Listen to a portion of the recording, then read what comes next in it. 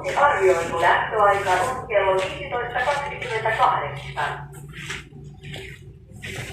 Viisi Helsingistä Joensuuhun pysähtyy raiteella 1.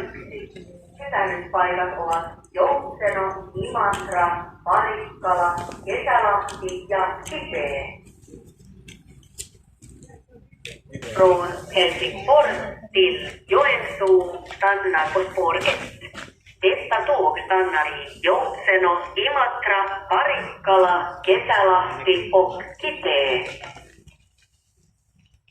5 from Helsinki to Joensuu stops at track 1. This service will stop at Joutseno, Imatra, Parikkala, Kesälahti and Kitee. Then från Helsingborg till Joensuu klockan 15.23 är försenat.